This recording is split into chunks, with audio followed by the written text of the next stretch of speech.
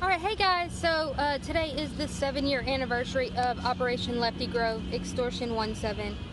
I would like to extend my prayers to all the families, and I'm going to continue from the video from yesterday. Well, it was last night, kind of early morning. Anyway, so let's just kind of go over what I finished with. I was talking about that Promise software and how it's been used in almost all of our big incidences that we've had, and how Osama bin Laden was not anything like what we thought he was, what we were told.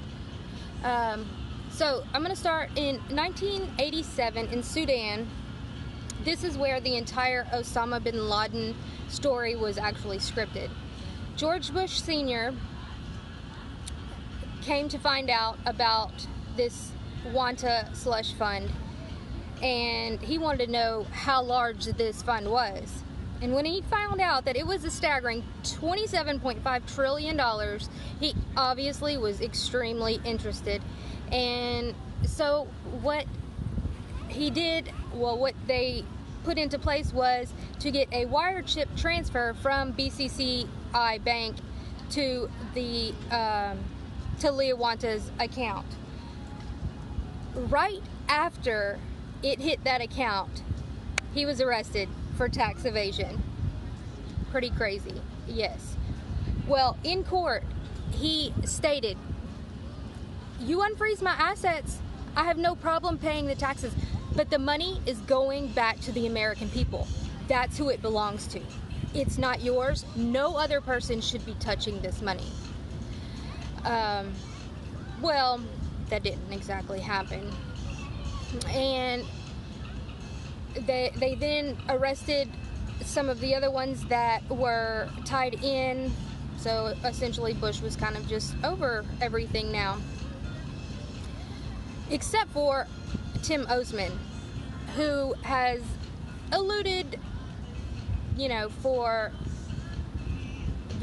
since 1987, whatever. Okay, in comes Cofer Black. Cofer Black was instrumental in the capture of Carlos the Jackal in Sudan, and he had warned the U.S. of this new phenomenon coming out of Afghanistan called the Jalab, named Osama bin Laden. Scary. Just before his capturing of Carlos the Jackal, Cofer Black had met this tall shaky from Yemen, who was on a rumor exile from his own country for opposing American presidents near Mecca and Medina. The entire Osama bin Laden character, that's what it was scripted into. It was all from Cofer Black, Billy Wall, Gary Strolin, Mitchell, Billy Casey, Hassan al-Tabad of Sudan. So they built this convenient boogeyman, phantom terrorist. It was actually a billionaire named Osama bin Laden. It's so crazy. But they needed him to siphon out the cash from that slush fund, right? Bush Sr. met with a man named Hinckley, who was ex-CIA veteran whose son actually was involved in the attempted assassination of Ronald Reagan. Ronald Reagan was shot 3 times by Hinckley Jr., but he was, of course, saved by the big man upstairs. But at this point, Ronald Reagan was a little bit freaked out and terrified, to say the least. But he knew what was going on. He wasn't stupid. So he went ahead and let Bush be the president, essentially, while he was actually the vice president. But this made Vice President Bush, the CIA connections form with ISS, the Mujahideen Northern Alliance, who were fighting the last stages of the Soviet occupation of Afghanistan. The guy they found there was the predecessor of Tim Osman. His name was Ahmed Shah Massoud. Later on, he was ironically assassinated on September 10th, almost immediately after he uttered the fateful words in an interview that, quote, something major will be happening inside the U.S. and it involves airplanes. It will be planned by the U.S., ISI, and Taliban.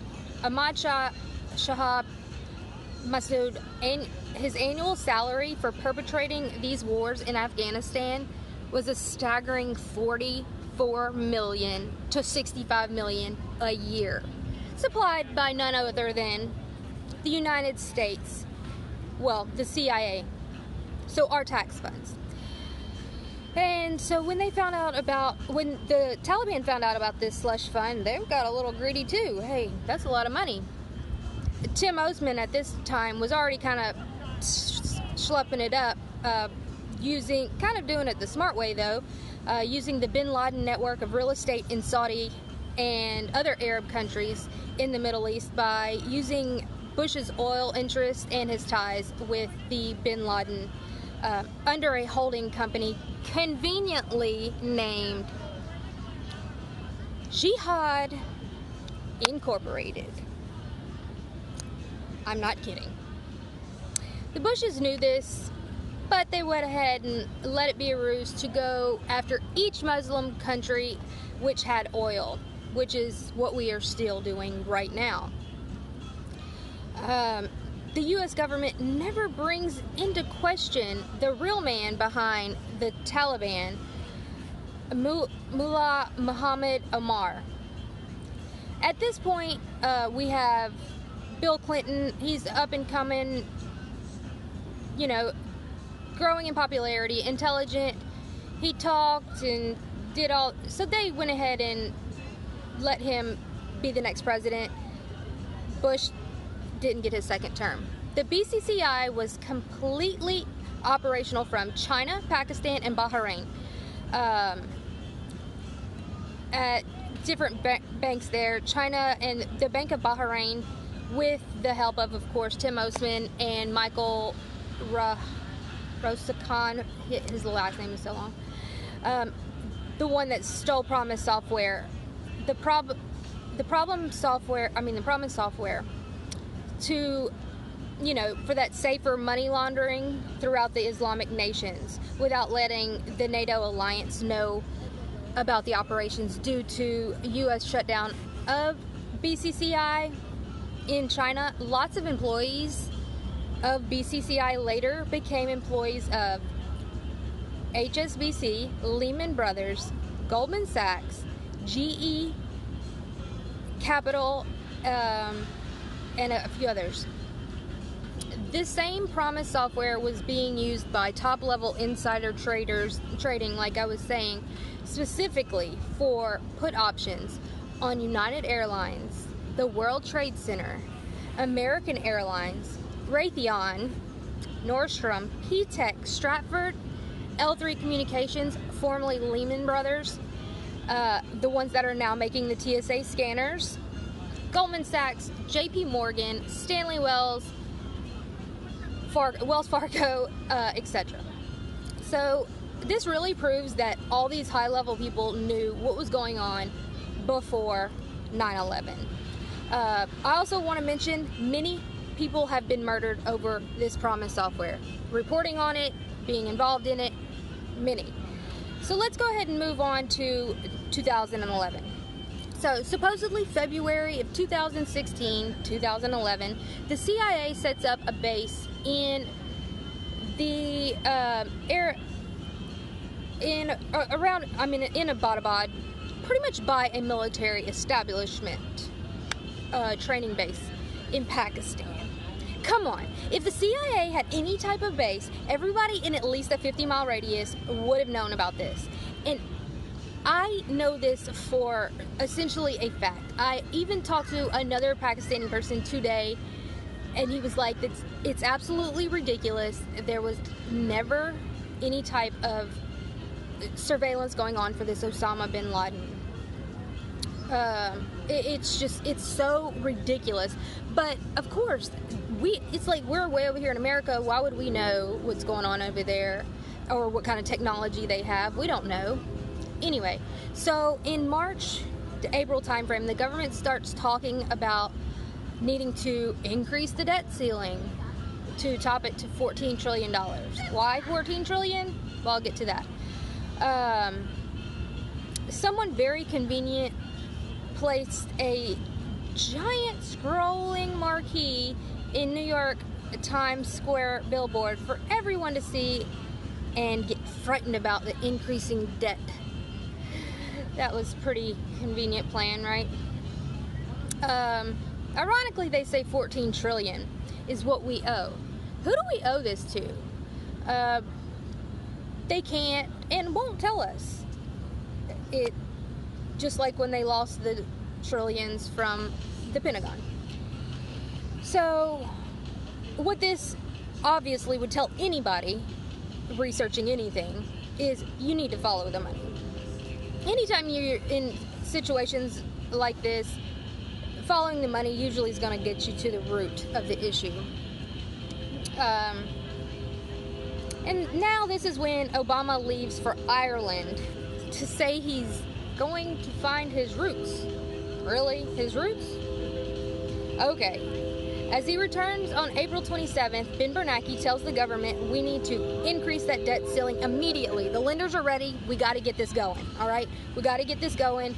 We only have a small window of time because remember, they all have to get their fingerprints, retinal scans. Everything has to be, like, done. So you better whip the Republicans into, voting yes to increase the debt ceiling. The money lenders are ready. They're not waiting. Okay, we need to get that line of credit as soon as possible. Almost immediately, Nancy Pelosi and John Bowman agree, and all is good except for one good man who sees this instantly, does it, and thinks it's not good. And that was Rand Paul. That's Ron Paul's son. Also, let's not forget what was going on in early 2011. The birther movement was taken off. Donald Trump had grabbed hold to it and was pushing it. On April 30th at the radio and TV journalist dinner, which is absolutely a joke, but I digress. The President of the United States is joking about the actual birther movement and having a great old time, like nothing's even going on. But supposedly this is when he said for them to go kill Osama bin Laden. Right. That makes sense, right? Shouldn't he be in the war room? I don't know. I digress. So, I have a friend. He's one of my sources. And he told me a kind of a funny story that the day that they announced Osama bin Laden had been killed, I'm going to quote what he said. He said that his wife came in and he was working on he said, come in. It was on the news or whatever, and I was on my computer, I was on the internet, I wasn't looking at the news, like whatever. But she dragged me into the living room because I was busy, whatever. At that moment, she's saying it all excited. We got him. Osama bin Laden is dead. Well, it seems. He quickly turns around and says who? She said, Obama's about to be on the news and announce it. Come on, come watch CNN. So he's looking around like, looking for the date. Is this April Fool's? What's going on? Rolling his eyes. Maybe they miscalculated that. He's thinking, yeah, it's a joke, right? Because obviously Osama bin Laden's not in Pakistan. Because he knows that. Because he's my source. And anyway, so he, thoughts start running through his mind, like no release of photos, kill Osama, when this is kind of the same thing with Saddam, Gaddafi, all these things are just not adding up. And Rand Paul knew this too. He was like, I see a very strange connection between the Osama bin Laden raid, killing, and the debt ceiling matter. There really are some good, uncorrupted politicians. Unfortunately, they just don't last long because we know why. But here's another significant connection to the raid. That 100 million pound wedding that the British prince was having, there was a man named Abu Hamas who was known as a Muslim radical who was threatening to do a repeat broadcast of the Mumbai terror, but this time he was going to do it in Britain. And he was holding a British passport but operating out of Pakistan with a group that I'm not even going to try to say because it's really hard. La Casa Tabi. I don't know. So what it really looks like is the British government put extreme pressure on Obama to take this Abu Hamas out in Pakistan. At first they felt that a drone attack would be sufficient. The Queen thought this anyway. She's whatever.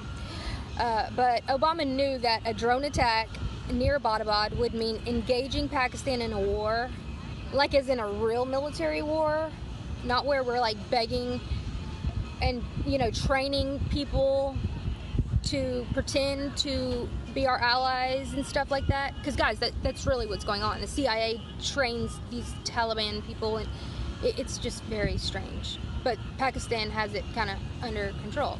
Anyway, and I'm not taking up for any sides. I'm just saying what the CIA is doing is terrible. So,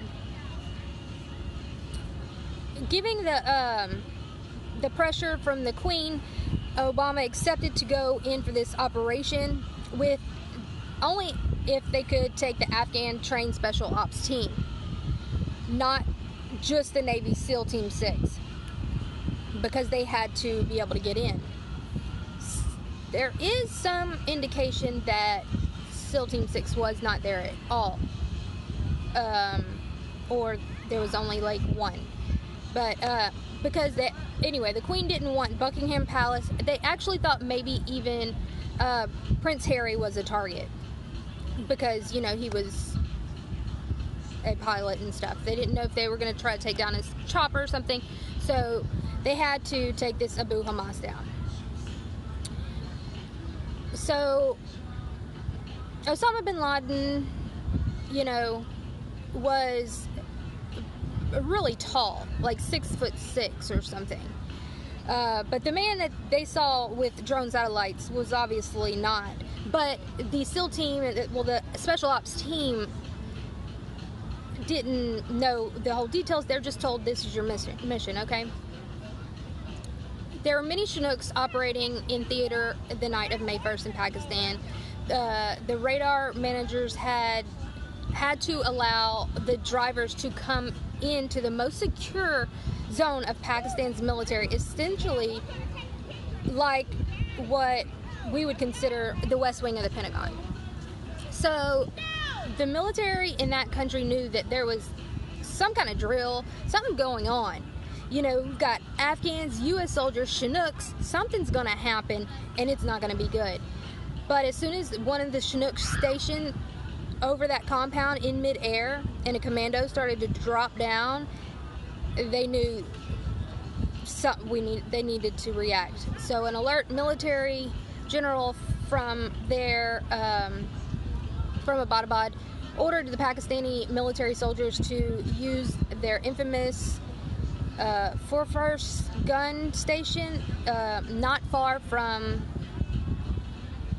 It was not far from there, but it's an anti-aircraft gun. It has long range, and they were shot down.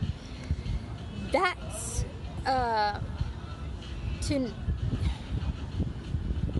what they, pretty much the onlookers, that's what they didn't want us to know, that the mission actually was failed. But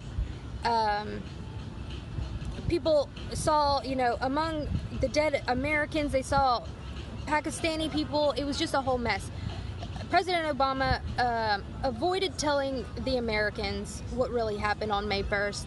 If I were him that night, I would have spoken truth, even if it would have costed me the presidency. But we know he wouldn't have done that. So how did it all go after this? Alright, so a backup Chinook to go in and look for any dead or surviving American soldiers, so the Pakistani officials don't get their hand on any Americans. And by that time, they had landed near the compound. There was a Pakistani who tweeted a message on Twitter that instantly became world news. And it just simply said, helicopters flying and gun firing at 1:30 a.m. This is surely a rare sign in Abbottabad.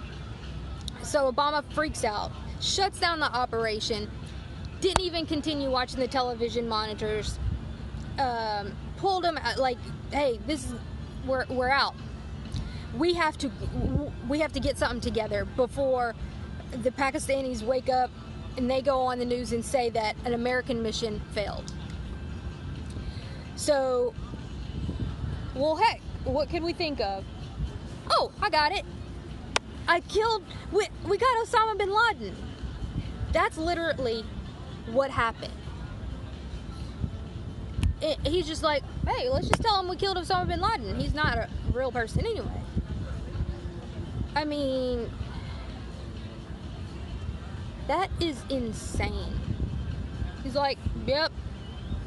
And that's one of his biggest accomplishments. I killed Osama bin Laden. But you're probably wondering where Extortion 17 comes into that. But, well, what happened was, during that, they started fleshing out the kids and everything, and there was a little girl that said they killed Hamas, and one of the special ops members reached inside the building and they saw Abu Hamas, who they wanted to arrest anyway. They asked him to show him his hands. Clearly, he couldn't show him his hands because the real Abu Hamas had lost his hands and the ability, his abilities to use his hands from a bomb. I think he had one hook hand and then couldn't use the other one from a bomb attack in India. But these special ops, they didn't know. All they were told was there was a high value target in this compound and they needed to go in and get him. So when he didn't raise up his hands, first reaction, they just took a shot.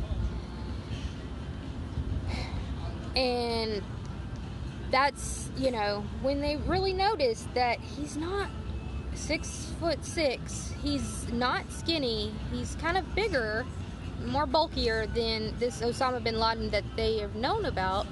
So damage control had to happen. So let's bury him at sea. That makes perfect sense. So if you look at the time frame of the actual burial at sea, the time to get from Abbottabad to the burial, there's absolutely no way, no how, the fastest, no way could it have happened. But yes, it was a decoy, was not Osama bin Laden. Now, how does this connect to Extortion 17, Operation Lefty Grove? Well, you see, the SEALs started talking amongst each other. And I'm not saying that they were going to say anything. Maybe even one or two of them. That, maybe nobody even... But Obama and them felt that they would possibly talk. And I'm going to get into that in the next video. But if you're wondering, well, why has Pakistan not said anything to this point? Well, you could pretty much have anybody go along with your story when you give them $68 billion. Another thing is, how come the Pakistanis couldn't just do DNA tests to see if it was him? I mean, come on. And then after that, I mean, the whole thing, it just doesn't even... But they know that we're not going to look into it. So they give us this stuff on the mainstream media and we just fall for it. And then we don't know that this, you know, now all of these lives are in danger because they know that this didn't happen. So, again, prayers for the family. And please like, share, subscribe. We need to get truth and justice for this.